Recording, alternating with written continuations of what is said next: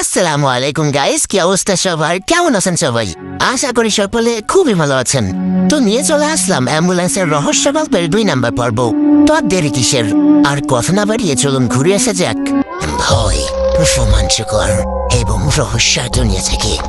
একজন মহিলা বলে, আপনার ভাই গতকাল অ্যাক্সিডেন্ট করেছে, এখন পঞ্চগড় হাসপাতালে ভর্তি। সারা শরীর না ক্ষত বিক্ষত, পঙ্গু হয়ে গেছে প্রায়। তাড়াতাড়ি আসুন। কথাটা শুনেই রিয়াজের হুঁশ উড়ে যায়। ফোন লাউড স্পিকারে থাকায় রিয়াজের ভাবিও কথাটা শুনে ফেলে। আর কি, শুরু হয়ে যায় কান্নাকাটি। কি ভাবছেন শেষ? না না, ঘটনা মাত্র শুরু। কিছুক্ষণ কান্নাকাটি শেষে রিয়াজের ভাবি বোরকা পরে নাই। তখনও তিনি কেটে যাচ্ছেন। রিয়াজ বসা থেকে উঠে একটা প্যান্ট আর গেঞ্জি পরে নাই। পরনের এই প্যান্ট ধুলাবালিতে ভরা। আজ প্রায় 5 বছর হচ্ছে এই প্যান্টের। রং উঠে প্রায় ঝলসে যাওয়া। আর যে গেঞ্জি গায়ে দিল, এটি ফুটপাত থেকে 40 টাকা দিয়ে কেনা। গায়ের সাইজেও ফিট না, বাচ্চাদের গেঞ্জির মতো। অতএব বুঝতে পারছেন, দরিদ্রের সেবা পেরিয়ে গেছে এরা।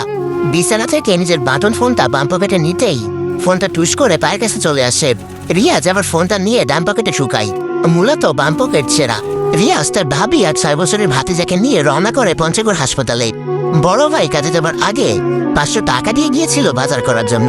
যদিও এই যুগে 500 টাকার বাজার কিছুই না, কিন্তু এই 500 টাকার বাজারে তাদের 4-5 দিন চলে।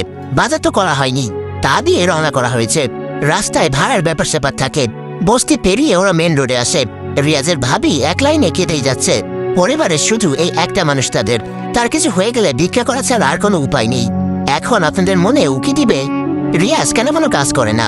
চলুন পঞ্চগড় যেতে যেতে আমরা রিয়াজের জীবনে ঘেটে আসি। রিয়াজের জন্মের 2 বছর পর তার মা বাবা মারা যান। বস্তির দক্ষিণে একটা ফ্যাক্টরিতে কাজ করতেন ওনারা। প্রচুর পরিমাণে গ্যাসের কাজ রয়েছে এখানে। রিয়াজের বড় ভাই আর রিয়াজকে বাসায় রেখে প্রতিদিন স্বামী স্ত্রী কাজে চলে যেতেন।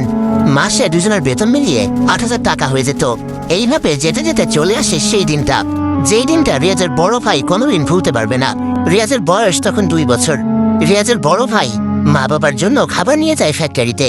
রিয়াজ ছিল বাসায়। রিয়াজের বড় ভাইয়ের নাম শাওন হোসেন, লোকে সামনা বলে ডাকত। বয়স তখন তার 8 বছর। মোটামুটি জ্ঞান ছিল। ভাতের বক্স নিয়ে শাওন ফ্যাক্টরির গেটে আসতেই আচমকা একটা বিস্ফোরণের শব্দ ছড়িয়ে পড়ে। শাওন ভাতের বক্স নিয়ে গেটের সামনে দাঁড়িয়েছিল। দারোয়ান সহ কয়েকজন দৌড়ে পালাচ্ছে। ফ্যাক্টরিতে কাজ করা আরো অনেক কর্মী যান বাঁচাতে দিক বেদিক হয়ে দৌড়াচ্ছে। ফ্যাক্টরির ঠিক মাঝে আগুন দাও দাও করে জ্বলছে। সবাই দৌড়ে পালাচ্ছে বাহিরে। শাওন 1 পা 2 পা করে ভিতরে যাচ্ছিল। তার মা বাবা ভিতরে। শাওনের সারা দেহ তখন শীতল হয়ে যায়। ধীরে ধীরে আগুন ছড়িয়ে পড়ছে আরো। শাওন তার মা বাবাকে খোঁজার জন্য ধীর পায়ে ফ্যাক্টরিতে যেতে থাকে। কিছু দূর যেতেই একজন মুরব্বী শাওনকে ঝাপটে ধরে। শাওনের হাত থেকে পড়ে যায় ভাতের বক্স। শাওনের সেদিকে কোনো খেয়াল নেই। লোকটা শাওনকে বাঁচানোর জন্য কোলে নিয়ে পালাতে থাকে। শাওনের সেদিকে কোনো খেয়ালই নেই। আলাবলা হয়ে ফ্যাক্টরির আগুন দেখে যাচ্ছে। দাও দাও করে ওঠা সেই আগুনে শাওনের মা বাবা পুড়ে যায়। শাওনকে যখন গেটের সামনে এনে দাঁড় করায় মুরব্বী, তখনও শাওন সেই আগুনের দিকে এক দৃষ্টিতে তাকিয়ে আছে। ফায়ার সার্ভিসের ইউনিট এসে আগুন নেভাতে শুরু করে, কিন্তু লাভ হয়নি। ততক্ষণে সব পুড়ে ছাই হয়ে গেছে। শাওন এই ছায়ের মাঝেও তার মা বাবার অংশ খুঁজে পায়নি। যেহেতু সব ছাই হয়ে গেছে, কার লাশ কোনটা সেটা বের করা মুশকিল ছিল। শাওন সেই ছায়ের উপর দাঁড়িয়ে শুধু মাটির দিকে তাকিয়ে থাকে। তখনই শাওনের পাশে একজন মুরব্বী এসে বলে চিল্লাতে থাকে। শাওন সেই লোকের দিকে তাকিয়ে রইল। এক ফোঁটা চোখের পানি পড়েনি শাওনের। ভেতরে শাওন হয়তো এক একটা চিৎকার দিয়েছে যা কারো কান অব্দি যায়নি। ভেতরে সে পুরো ভেঙে তছনছ হয়, কিন্তু বাহিরে কিছুই বোঝা যায়নি। শান্ত ছেলের মতো সেই জায়গা ত্যাগ করে চলে আসে বাড়িতে। ছোট ভাই রিয়াজ তখন বিছানায় কান্না করে যাচ্ছিল। শাওন ছোট ভাইকে কোলে নিয়ে ধীরে বলল, কাঁদিস না, তোর বড় ভাই এখনো বেঁচে আছে। সেদিন থেকে চায়ের দোকান শুরু করে। ইট খোলায় কাজ অব্দি বাদ রাখেনি শাওন। ছোট ভাইয়ের মুখে দুমুঠো ভাত তুলে দেওয়ার জন্য রীতিমতো যুদ্ধে লেগে যায় শাওন। নিজের হাতে ছোট ভাইকে লালন পালন করতে থাকে। পকেটে বাড়তি টাকা নেই, তাই স্কুল থেকে বঞ্চিত হয় রিয়াজ। কিন্তু দুমুঠো ভাত মুখে শাওন তুলেই দিত। রিয়াজের জ্ঞান হওয়ার পর রিয়াজ তার ভাইকে একদিন বলে, ভাইয়া, আমিও কাজ করবো আপনার সাথে। আপনি একা এত কষ্ট করলে আমার সহ্য হয় না। সেদিন এই কথায় শাওন নিজেকে এতটা লাখি মনে করেছিল যা মুখে বলার ভাষায় নেই। তার ছোট ভাই তার শ্রমকে উপলব্ধি করেছে। এর চেয়ে বড় আর কি হতে পারে। শাওন দেয়নি রিয়াজকে কাজ করতে। অনেক টাকা না থাকায় হয়তো কোনোদিন রেস্টুরেন্টে নিতে পারেনি, না পেরেছে কোনোদিন দামি জামা কিনে দিতে, আর না পারলেও স্কুল কলেজে পড়াতে। কিন্তু কোনোদিন ভাতের কষ্টটা দেয়নি। এমনও দিন গেল শাওন নিজে 2-3 দিন খায়নি। কিন্তু ছোট ভাইয়ের মুখে খাবার এনে দিয়েছে। দিনমজুরের কাজটাও প্রতিদিন থাকে না, মাঝে মাঝে কাজে গ্যাপ যায়। এই সময়টাতে শাওন নিজে উপোস থাকতো। এলাকায় কিছু বকাটা ছেলে প্রায় রিয়াজকে ডাকতো বাইরে। তাদের সাথে আড্ডা দিতে দিতে রিয়াজ সিগারেট হাতে নাই। যদিও এইটা শাওন জানতো না। ভাইকে তো বাড়িতে রেখে আসতো, খবর রাখা হতো না তেমন। এদিকে রিয়াজ বকাটা ছেলেদের সাথে মিশে শুরু করে, সিগারেট থেকে গাঁজা, এরপর ইয়াবা। ধীরে ধীরে চলে যাচ্ছিল বড় ক্ষতির দিকে। একদিন বস্তির বটতলায় নেশা করা অবস্থায় বকুল ভাই রিয়াজকে দেখে নাই। এই বস্তিতে বকুল ভাইয়ের সাথে শাওনের গায়গা সম্পর্ক। ব্যাপারটা আসে শাওনের কাছে পরের দিন জানাবে হবে। পরের দিন যখন শাওন কাজে আসে, তখন বকুল ভাই শাওনকে বলে, আজ তোর ভাইরারে দেখলাম নেশা করতেছে, আমাকে পলা আসাচ্ছি আমার লগে। এমনি চললে তো রিয়াজ ওর মতো বকাইটা হয়ে যাইব। শাওন কথাটা শুনে নিরাশ হয়ে যায়। বকুল ভাই আবার বলে, আমার পরিচিত লোক আছে, যদি আমার কোয়াস তো তোর ভাইরে কাজে লাগাই দিমু, ড্রাইভিং শিখা লাগবো শুধু, ব্যাস। শাওন আর কিছু না ভেবে বকুল ভাইয়ের কাজটায় লেগে যায়। ড্রাইভিং শিখে হাতে না একটা ট্রাক। রিয়াজের বয়সও দিন দিন বাড়ছে। ট্রাক ড্রাইভিং করে মোটামুটি কিছু টাকা শাওন পেত, কিন্তু রিয়াজ তো নিচে বিগড়ে যাচ্ছে। এসব ভেবে শাওন বিয়ে করে একটা মেয়েকে, যে রিয়াজকে নজরে রাখবে। সেদিন থেকে রিয়াজ সোজা। তার ভাই এমন একটা বউ এনেছে যে রিয়াজকে উঠতেও বকা দেয়, আবার বসতেও বকা দেয়। রিয়াজ ভাবের জ্বালাই, অর্থাৎ বকাবকি থেকে বাঁচতে আর যায়নি নেশা করতে। তবে ওই সিগারেট সেটি ছাড়তে পারেনি। দিন যায়, রিয়াজের ভাতিজি হয়, কিন্তু রিয়াজ কাজ না করতে করতে এখন এতটাই অলস যে কাজের প্রতি কোনো ইন্টারেস্টই নেই। প্রাপ্তবয়স্ক হবার পর শাওন রিয়াজকে ড্রাইভিং শেখায়, ট্রাকেও তুলে দেয়। কিন্তু 2-3 দিনের মাথায় রিয়াজ বাসায় সে আর যায় না। কাজ নাকি তার ভালো লাগে না, শিক্ষাগত যোগ্যতাও নেই যে কোনো চাকরি দিবে। শাওন বুঝে যায় আদর করতে করতে অলস বানিয়ে ফেলেছে, তাই উপায় না পেয়ে নিজেই খাটতে শুরু করেন। শাওনের বাচ্চার যখন 1 বছর, তখন শাওন ট্রাক ছেড়ে অ্যাম্বুলেন্স ধরে। বেতন মাসে 21,000, যেটা শাওনের জন্য অনেক। পরিবার অনাহারে ভোগেনি, টেনে টুনে সংসার চলত। অ্যাম্বুলেন্সের চাকরি আজ 5 বছর। এখন শাওনের সাথে কি হলো তা তো পূর্বে জেনেই এসেছেন। রিয়াজ আর তার ভাবি পঞ্চগড়ে এসে গেছে। চলুন বর্তমানে ফিরে যাই। সবাই হাসপাতালে এসে খোঁজ নেয় শাওনের। আইসিইউতে ভর্তি শাওন। রিয়াজ আর তার ভাবি ছুটে যায় আইসিইউতে, এবং রুমে প্রবেশ করতেই তারা যা দেখে তা ছিল ভয়াবহ। শাওনের সারা দেহে ব্যান্ডেজ, চেহারা চেনা যাচ্ছে না, মুখে অসংখ্য নখের দাগ, পা দুইটাতে ব্যান্ডেজ করে ঝুলিয়ে রাখা হয়েছে। এক কথায় বলতে গেলে চোখ দুটি নাড়ানো ছাড়া শাওনের সারা দেহের কোনো অঙ্গ কাজ করছে না। রিয়াজের ভাবি দৌড়ে এসে শাওনকে জড়িয়ে ধরে আর কান্না জুড়ে দেয়। না শেষে রিয়াজের ভাবিকে শান্ত করাই। তখনই পেছন থেকে একটা লোক এসে রিয়াজের ভাবিকে বলল, নমস্কার দিদি। রিয়াজ পেছনে ঘুরে তাকিয়ে দেখে একজন হিন্দু ব্যক্তি প্রবেশ করেছেন। তিনি একটু সামনে এগিয়ে আসতে আসতে বলল, দিদি, আমার নাম নিমাই চন্দ্র দেবনাথ। আপনার স্বামী রক্তাক্ত অবস্থায় আমাদের বাড়িতে আসে। সাথে যারা ছিল সবাই ছিল রক্তাক্ত। আমরা সবাই এনাদের লোকাল ডাক্তার দেখাই। ডাক্তার বলে শরীরের অবস্থা মারাত্মক, তাই হাসপাতালে আনতে। ডাক্তারের কথায় আমরা তখনই ওনাদের নিয়ে বের হই, কিন্তু বুঝিনি এরকম কিছু ঘটবে আমাদের সাথে। এতটুকু শুনে রিয়াজের ভাবি নিমাই চন্দ্রের দিকে অবাক দৃষ্টিতে তাকাই। লোকটার কথার মধ্যে একটা ভয় দেখা যাচ্ছিল।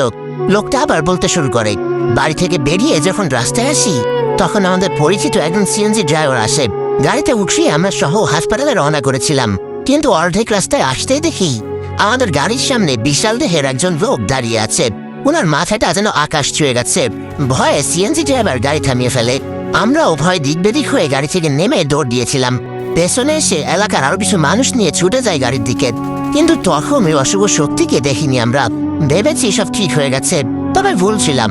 গাড়িতে এসে দেখি আপনার স্বামী সহ বাকি যারা ছিল সবার পা বেঁকে আছে, আর চেহারাতে অসংখ্য আঘাত। বুঝতে বাকিরাই নিয়ে সব কে করেছে। ততক্ষণে হয়ে যায় সকাল। এরপর আমরা আপনার স্বামীকে ভর্তি করাই এখানে। এখন আমার বিদায় নেওয়ার সময়। নমস্কার দিদি। কথাটা বলে লোকটা যখন চলে যেতে যাবে, তখন রিয়াজ লোকটার কাছে গিয়ে ধন্যবাদ জানাই। লোকটা মুস্কি হেসে বলে, না না দাদা, এসব কি বলছেন? আমরা হিন্দু, আপনারা মুসলিম, সেটি আমাদের ধর্মানুসারী হিসেবে, কিন্তু আমরা সবাই তো মানুষ। আমাদের রক্তে লেখা নেই আমরা হিন্দু, আর আপনার রক্তেও লেখা নেই আপনি মুসলিম। মানুষের পাশে কোনো পশু দাঁড়াবে না। আমরা তো আর পশু নয় দাদা। আসি, ঈশ্বর আপনাদের মঙ্গল করুক। কথাটা বলে লোকটি রুম ত্যাগ করে। রিয়াজ লোকটার যাওয়ার দিকে কিছুক্ষণ তাকিয়ে থাকলো। ততক্ষণে না সে রিয়াজকে বলে, আপনি আমার সাথে আসুন, বিল পরিশোধ করতে হবে। রিয়াজের মাথায় আগুন জ্বলে উঠে। কে জানে কত বিল। পকেটে 500 টাকা থেকে আর 140 টাকা আছে। হাসপাতালের লোক জানলে তো কেলাবে। তবুও মনে সাহস সঞ্চয় করে রিয়াজ নার্সের সাথে যাই। নার্স রিয়াজকে নিয়ে যায় ডক্টরের কাছে। ডক্টর রিয়াজের হাতে বিলের কাগজ দিয়ে বলে ৮১,০০০ টাকা বিল এসেছে, পরিশোধ করে আপনার ভাইকে নিয়ে যান। বিলের কাগজের দিকে তাকিয়ে রিয়াজের হুশ উড়ে যায়। ৮১,০০০ টাকা! কোনোদিন এত টাকা একসাথে চোখেও দেখেনি। ব্যবস্থা করবে কিভাবে? এদিক সেদিক তাকিয়ে রিয়াজ মিনমিন করে ডাক্তারকে বলে, না মানে স্যার, এত টাকা? রিয়াজের এমন তুতলানো দেখে ডাক্তার বলে, বুঝেছি, যান ব্যবস্থা করে নিয়ে আসুন। রিয়াজ ডাক্তারের কথা শুনে থতমত খেয়ে বলে, জি স্যার, আমি আনতেছি। রিয়াজ আর তার ভাবিকে কিছু বলেনি। বাহিরে এসে কল দেয় পলাশকে। পলাশ কল ধরতেই রিয়াজ তাকে সব বুঝিয়ে বলে, কিন্তু ৮১,০০০ টাকার কথা শুনতেই পলাশকেও কেটে দেয়। নেটওয়ার্ক প্রবলেম ভেবে রিয়াজ আবার কল দেয়। এইবার ফোন বন্ধ পলাশের। উপায় না পেয়ে রিয়াজ সিয়ামের কাছে কল দেয়। সিয়ামকে সবটা বলার পরে সিয়াম বলে, পাগল হইছোস? ৮১,০০০ টাকা আমার বাপে কোনদিন দেখছে? আমার কাছে ২,০০০ টাকার বেশি ১ টাকাও নাই, তাও এইগুলা দিয়ে ইয়াবা খাবো, রাখতো বলে কল কেটে দেয়। সিয়ামের কথা শুনে রিয়াজ থমকে যায়। এদের সে বন্ধু ভাবত, আজ তাদের রূপ দেখা হয়ে গেছে। রিয়াজ এবার ডায়াল করে বকুল ভাই নাম্বারে। বকুল ভাই সবটা শুনে কিছুক্ষণ চুপ থাকে, এরপর বলে, আমার কাছে তো এত টাকা নেই, জমানো ৩০,০০০ টাকা আছে, বাকি ৫০,০০০ আমি আমার মালিকের থেকে ধার নিতে পারি, কিন্তু এটা ২ মাসে ক্লিয়ার করে দিতে হবে। কিন্তু আমি ২ মাসে ৫০,০০০ টাকা কোথায় পাবো? বেতন তো আমার মাসে ১৮,০০০, পরিবার নিয়ে চলতেও ঝামেলা হয়। বকুল ভাইয়ের সবটা শুনে রিয়াজ বলে, ২ মাসে ৫০,০০০ টাকা আমি আপনাকে দেব, তবু আমার ভাইকে বাঁচান। রিয়াজের কথা শুনে বকুল ভাই বলে, তুই কোথায় পাবি টাকা? তুই তো কাজই করস না। রিয়াজ বকুল ভাইয়ের কথা শুনে নরম স্বরে বলে, ভাই আমি কাল থেকে কাজে নামবো, টাকার চিন্তা করতে হবে না, আমি বলছি তো টাকা আমি দিবই। যাক, অবশেষে টাকার ব্যবস্থা হয়। বকুল ভাই ৫০,০০০ টাকা ধার আর নিজের ক্যাশ মিলিয়ে ৮০,০০০ টাকা করে ডাক্তারকে বলে কয়ে ৮০,০০০ টাকা দিয়ে নিয়ে আসে শাওনকে। রিয়াজের ভাবে জানে না কিভাবে রিয়াজ ৮০,০০০ টাকা ম্যানেজ করেছে। উনি দৌড়ে এসে রিয়াজকে জড়িয়ে ধরে, এরপর কান্না করতে করতে বলে, তোরে আমি কোনো সময় দেবর ভাবি নাই, আমার সন্তানের মতো ভাই পাইছি, আমার সন্তানের মতো শাসন করছি তোরে, তুই তো আমার বড় ছেলে, কিন্তু ভাবি নাই তুই তোর ভাইরে এতটা ভালোবাসিস। কিভাবে পারলি এত টাকা মাইনাস করতে? কথাগুলো বলে অঝরে কাঁদতে লাগলেন তিনি। রিয়াজ চোখের পানি মুছে মুচকি হেসে বলে, টাকা না দিলে তো ওই ডাকাত ডাক্তার ভাইকে ছাড়তো না, ব্যবস্থা করতেই হয়েছে, আর ওটা ম্যানেজ না ম্যানেজ, ভাষাটা তো শেখো ভাবি। রিয়াজের কথা শুনে বকুল ভাই সহ সবাই হাসতে লাগলেন। ২ মাস পর সকাল সকাল বকুল ভাই রিয়াজদের ঘরে আসে। শাওন এখনও সে পঙ্গু। রিয়াজ তার ভাতিজিকে নিয়ে খেলা করছে। বকুল ভাই এসে বলে, কিরে রিয়াজ, টাকা কই? ২ মাসের মধ্যে দেওয়ার কথা ছিল, মালিক আমাকে আজ ইচ্ছা মতো বকাঝোকা করে গেছে। রিয়াজ বকুল ভাইয়ের কথা শুনে বলে, ও আচ্ছা। বকুল ভাই পুরো অবাক, রিয়াজের যেন গায়ে লাগেনি ব্যাপারটা।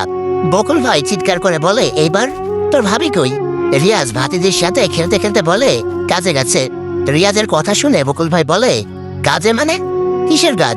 রিয়াজ আবার স্বাভাবিকভাবে বলে, বস্তির পেছনে যে জমিদার বাড়ি আছে তাদের বাড়িতে কাজের বুয়া হিসেবে চাকরি করে। বকুল ভাইয়ের এবার মাথায় রক্ত উঠে যায়। তিনি ক্ষিপ্ত হয়ে বলে, ছি, তোর কি লজ্জা নাই? ঘরের মহিলাকে মানুষের বাড়ি বাতাস কাজ করার জন্য, আবার তুই এদের চাকরি কস, তুই ঘরে গান বসে আছিস। বকুল ভাইয়ের কথা শুনে রিয়াজ চোখ রাঙিয়ে বলে, তাতে আপনার কি? আপনার বলা শেষ, জান এবার। বকুল ভাই যেন রাগে ফেটে যাচ্ছে। তিনি আরো উচ্চস্বরে বলে, তোমার টাকা কোথায়? রিয়াজ বলে, নাই। বকুল ভাই আবার বলে, নাই মানে? ধার নিয়েছি ওটা আমি, তোর ভাইয়ের জন্য, তুই তো নিতে বললি, এখন নাই মানে কি? রিয়াজ বলল, হ্যাঁ দিব বলেছি, কিন্তু নেই আমার কাছে, আমি কিভাবে দেব? বকুল ভাই বলে, আরে তুই কি বলদ নাকি? অশিক্ষিতর ঘরের অশিক্ষিত, কি সব বলছিস তুই? তুই তো বললি তুই কাজ করবি, এখন ঘরে বসে কেন? রিয়াজ বলে, ভালো লাগে না সব কাজ কাম আমার, আমি ঘরেই ভালো আছি। বকুল ভাই বলে, কুত্তার বাচ্চা তোমার টাকাকে দিবে। রিয়াজ বলে, আমি কি জানি। বকুল ভাই এবার বলে, আগামীকাল আসতেছি, যদি টাকা না পাই তো তোর ঘর দুয়ার ভেঙে শেষ করে দিব, দেখিস তুই। আর ওই শাওনের বাচ্চা, কোন বাল দ্বারা খাওয়া বড় করছোস, মাথা তার সব সেরাইডার, সব দোষ তোর। এটা বলে এটা গালি দেয়। বলে বকুল ভাই চলে যান, কালকে আসবে আবার। রিয়াজ বকুল ভাইয়ের যাওয়া দেখে মনে মনে বলে, এ ঘর ভাঙবে, আসিস, ঠ্যাং ভেঙে কাঁধে তুলে দিব। এটা বলে আবার ভাতিজির সাথে খেলতে থাকে। শাওনের চোখ দিয়ে তখন শুধু পানি গড়াচ্ছিল। মনে পড়ছে সেই দিনের কথা, যখন রিয়াজ বলেছিল, ভাইয়া আমিও কাজ করবো আপনার সাথে, আপনি একা এত কষ্ট করেন আমার সহ্য হয় না। তখন যদি রিয়াজকে কাজ শেখাতো, আজ এই দিন দেখতে হতো না। শাওনের পুরো দেহ অচল, কথা বলতে পারে না, চোখ দুইটা শুধু নাড়াতে পারে, তাও সে চোখে পানি। পরের দিন সকালে বকুল ভাই কয়েকজন মানুষ নিয়ে আসে শাওনের ঘরে। রিয়াজ বারান্দায় বসে সিগারেট টানতেছে। এতগুলো লোক দেখে সিগারেট ফেলে রিয়াজ এক দৌড়ে ঘরে ঢুকে যায়। আর দরজা বন্ধ করে দিয়ে ভাবিকে বলে, ভাবি বকুল ভাই আমাকে মারতে আসতেছে। রিয়াজের ভাবি রান্নাঘর থেকে দৌড়ে এসে বলে, কেন কি হয়েছে দেখি আমি সত্য। কথাটা বলে ভাবি দরজা খুলে বাহিরে আসে। তখনই সেকেন্ডের মাথায় রিয়াজ আবার দরজা বন্ধ করে দেয়। ভাবি নিজেও অবাক। ভাবিকে বের করে রিয়াজ আবার ঘরে লুকানো। বকুল ভাই রিয়াজের ভাবিকে বলে, তোর দেবরে ঘর থেকে বের কর, নাইলে এখন দরজা ভেঙে বের করব। তোর পঙ্গু জামাইরে বাঁচানোর জন্য সে 80,000 টাকা নিছে আমার থেকে। শাওনের বন্ধু আর রিয়াজে ছোট ভাই ভেবে আমি সাহায্য করেছি। আমার পকেটের 30,000 টাকা বাদ আর একজনের থেকে যে 50,000 ধার নিয়েছিলাম ওটা দেওয়া লাগবে না আমার। ওই বলে ওর কাছে টাকা নেই, ওরে বল আমার টাকা দিতে, নাইলে তোরে সহ বিদামু। হঠাৎ বকুল ভাইয়ের এমন আচরণ দেখে ভাবি নিজেও অবাক হয়ে যাই। বকুল ভাইয়ের চিল্লাচিল্লি শুনে ছুটে আসে বস্তির বাকি লোকজন। ঘটনা শুনতে চাইলে বকুল ভাই সবাইকে সবটা খোলসা করে। একটা সময় পুরো বস্তির লোকও বকুল ভাইয়ের পক্ষে হয়ে যায়। রিয়াজের ভাবি পুরোটা শোনার পর বকুল ভাইকে বলে, ভাই শাওন তো আপনারই বন্ধু, রিয়াজ ভুল করেছে তা আমরা সবাই মানতেছি, কিন্তু টাকার সংখ্যা তো অনেক বড়। আমাকে একটু সময় দেন বকুল ভাই, আমি ধীরে ধীরে সব পরিশোধ করে দিমু। রিয়াজের ভাবির কথা যেন গায়ে লাগলো না বকুল ভাইয়ের। তিনি গা চটকিয়ে তেড়ে আসেন ভাবির দিকে। ভাবি পেয়ে যায় ভয়। বকুল ভাই সোজা ভাবির দিকে এসে আনন্দ তুলে বলে, 7 দিন সময়, 7 দিনের মধ্যে যদি আমি টাকা না পাই তবে তোরে ল্যাংটা করে বস্তিতে বেঁধে রাখবো। ছুরি আর পিস্তলের আঘাতে যে বুক ছিদ্র করে তা হয়তো ভুল। বকুল ভাইয়ের এই কথাটা যেন ভাবির বুক ছিদ্র করে দেয়। 2 চোখ বন্ধ করে ভাবি কেঁদে যাচ্ছেন, নীরব কান্না। বকুল ভাই কিছুক্ষণ চিল্লাচিল্লি করে লোক নিয়ে চলে যায়। বস্তির লোকেরাও ভাবির দিকে কেমন একটা নজরে তাকিয়ে আছে। ধীরে ধীরে তারাও হালকা হতে থাকে, যে যার ঘরের দিকে চলে যেতে লাগলো। ভাবি মূর্তিমতির মতো উঠানেই দাঁড়িয়ে আছে। এর কিছুক্ষণ পর দরজা খোলার শব্দ। ভাবি মাথা তুলে পেছনে তাকিয়ে দেখে রিয়াজ চোরের মতো দরজা খোলে। ভাবির চোখ রিয়াজের চোখ বরাবর পড়তেই রিয়াজ মাথা নিচু করে ফেলে। ভাবি নিজের চোখের পানি মুছিয়ে ধীর পায়ে হেঁটে যায় ঘরে। রিয়াজ তার ভাবির আগমন দেখে পেছনে হেঁটে দাঁড়ায়। ভাবি চুলার সামনে বসে আবার রান্না শুরু করে। রিয়াজ হাত পা গুটিয়ে ঘরের কোনায় বসে রইল। বকুল ভাই যে থ্রেড দিয়েছে তা গ্রহণীয় নয়। পাশের বিছানাতে শুয়ে আছে শাওন, হোকসে পঙ্গু, তবুও কান সতেজ। বকুল ভাই অর্থাৎ নিজের বন্ধুর মুখে আসা থ্রেড শাওনের কান অব্দি আসে। প্রকাশ করার জন্য হাত পাতেও কাজ করে না, কিন্তু চোখ বেয়ে অশ্রু ঝরছে ওনার। রিয়াজের ভাবি রান্না শেষে চুলা থেকে ওঠে। নিজে তো খায়নি, কিন্তু বের হওয়ার আগে রিয়াজকে বলে, আমি কাজে যাচ্ছি, খেয়ে নিয়েন আর ভাতিজিকেও খাওয়াই দিয়েন, শাওনের খেয়াল রাখুন বলে ভাবি বের হয়ে যায়। রিয়াজ ভাবির দিকে অবলোক দৃষ্টিতে তাকিয়ে রইল। আজ হঠাৎ তুই থেকে আপনি করে কেন বলল ভেবে যাচ্ছে রিয়াজ। ভাবি চলে যাবার পর রিয়াজ চুলার কাছে এসে পাতিল উঠে দেখে ভাত আর ডাল রান্না করে গেছে। সাথে একটা পেঁয়াজ কেটে রিয়াজ নিজে ভাত খেয়ে নাই, সাথে শাওন আর ভাতিজিকেও খাওয়াই। সারাদিন বর্ষাতেই কেটে যায় রিয়াজের। সন্ধ্যায় ভাবি বাসায় আসে, হাতে কিছু টাকা দেখা যাচ্ছে। রিয়াজ ভাবির হাতে অনেক টাকা দেখে প্রশ্ন করলো, এত টাকা কোথায় পাইলেন ভাবি? ভাবি কোনো জবাব না দিয়ে আগে 1 গ্লাস পানি খাই, এরপর হাতের টাকাগুলা বের করে গুনতে শুরু করে। ভাবির হাতের ভঙ্গি দেখে রিয়াজও গণনা করে। ভাবির হাতে 3,000 টাকা। রিয়াজ চুপ মেরেই বসে রইল। ভাবি নরম স্বরে রিয়াজকে বলে, আই জমিদার মশাইয়ের বইলা কয়ে টাকাগুলো আনছি, আরো 47,000 টাকা কই পামু ভাবতেছি।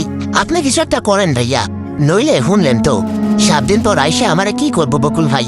রিয়াজ ভাবির কথা শুনে আবারও মাথা নিচু করে ফেলে।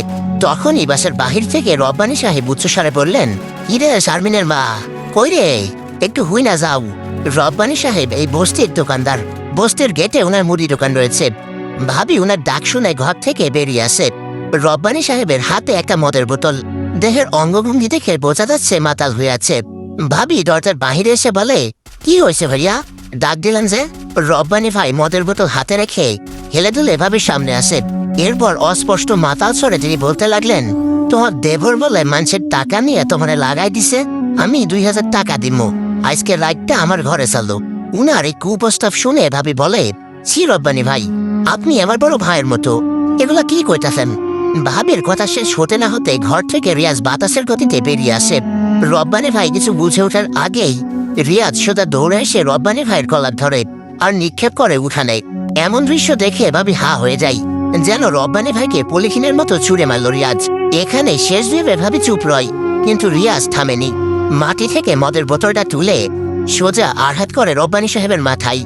রব্বানী সাহেব ব্যথায় চিৎকার দিয়ে উঠলে বেরিয়ে আসে বস্তির সবাই। সন্ধ্যার সময় হালকা অন্ধকার, এই অপচিকিৎসা আলোতে রব্বানী ভাইয়ের পরিবার উপস্থিত হন। যখন ওনারা দেখলেন রিয়াজ তাদের লোককে মেরেছে, এতেই ক্ষিপ্ত হয়ে বাঁশ লাঠি নিয়ে ছুটে আসেন সবাই। রিয়াজের ভাবি চিৎকার দিয়ে বলে, আরে রিয়াজ, করতেছিস কি? ঘরে আই। রিয়াজ তার ভাবির কথায় কান্না দিয়ে কোমর থেকে 80 টাকার বেল্ট খোলে। এইবার সেই বেল্ট নিয়ে দৌড়ে যায় রব্বানের পরিবারের দিকে। দৌড়ের গতিতে আচমকা রিয়াজ একজনের ঘাড়ে বেল্টের আঘাত করতেই সাথে সাথে তিনি মাটিতে লুকিয়ে পড়েন। মারামারি দেখতে আসা লোকজন লাইট মারতে থাকে ওদের দিকে। সেই আলোতেই সবাই দেখে রিয়াজ যাকে আঘাত করেছে তার কান ফেটে রক্ত বের হচ্ছে। পরিস্থিতি স্বাভাবিক না দেখে বাকিরা দৌড়ে পালায়। রব্বানির একটা লোকও আর নেই। রিয়াজ তখন ওই বেল্ট নিয়ে পিছু নিতে থাকে রব্বানির লোকজনের দিকে। 5 মিনিট পর রিয়াজ আবার উঠোনে আসে। এরপর বেল্ট কোমরে লাগিয়ে চিৎকার দিয়ে বলে, এইটা আবার ভাবি না, আমার মা। যদি কেউ আমার ভাবির দিকে কোনো নজরে তাকাস, চোখ খুলে হাতে ধরাই দিব আমি। রিয়াজের এমন তেরামি দেখে বস্তির লোকজন খান ত্যাগ করা শুরু করে।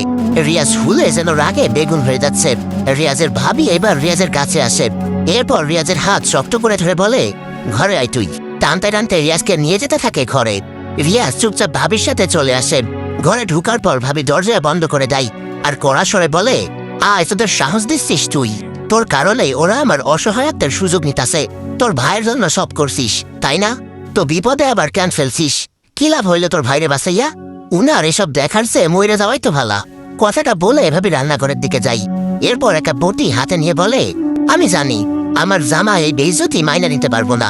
আমি জানি আজ উনারেও মারমু আর আমিও মরমু। বলে ভাবি ছুটে যায় শাওনের দিকে।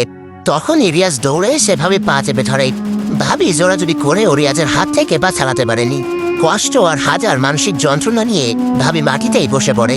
এতদিন নীরব কান্না কেটেছে, আজ উচ্চস্বরে ভাবির কান্না বের হচ্ছে। একদম গলা ফাটিয়ে কান্না জুড়ে দেয়। শাওনের মেয়ে ভয়ে বাবার পাশে বসে আছে। রিয়াজ ভাবির পা ধরে ক্ষমা চেয়ে যাচ্ছে। রাত 10টা। রিয়াজ ঘরের কোনায় আবারও হাত পা গুজে বসে আছে। ভাবি বটি হাতে এখনো সেই স্থানে। কিছুক্ষণ স্থির হয়ে ভাবি বসা থেকে উঠে দাঁড়াই। এরপর রিয়াজের কাছে গিয়ে বলে, ভাত খাইয়া ঘুমায় পড়ো, সকাল সকাল আমার কাজে যাইতে হইব। দেরি কইরা উঠলে তোর ভাতিজা না খাইয়া থাকবো। কথাটা বলে ভাবি নিজেই না খেয়ে চলে যাই।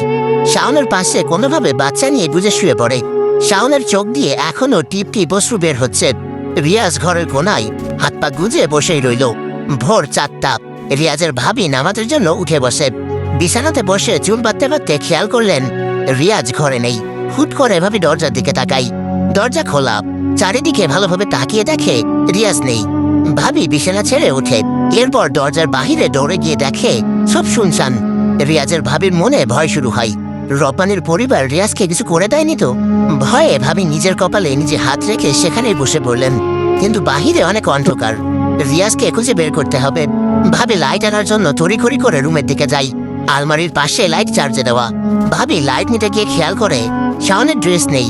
অর্থাৎ যে ড্রেস পরে শাওন অ্যাম্বুলেন্স চালাই সেটি আলমারি থেকে গায়েব। ভাবি কিছু বুঝার আগেই ভাবির ফোনে কল আসে একটা। ভাবি তড়িঘড়ি করে ফোন হাতে নিয়ে রিসিভ করলেন। আর ওপাশ থেকে বকুল ভাই বললেন, আলহামদুলিল্লাহ ভাবি, রিয়াজ অ্যাম্বুলেন্স চালানোর জন্য এসেছে। ওর চাকরি ফিক্সড করে দেওয়া হয়েছে। কথাটা শুনে ভাবি খুশিতে যেন আত্মহারা হয়ে যান। জানে শাওন কিছু বলতে না পারলেও শুনতে পাই। তাই তিনি দৌড়ে এসে শাওনকে বলে, শুনছো, আমাকে রিয়াজ কাজে গেছে, অ্যাম্বুলেন্স চালানোর চাকরি।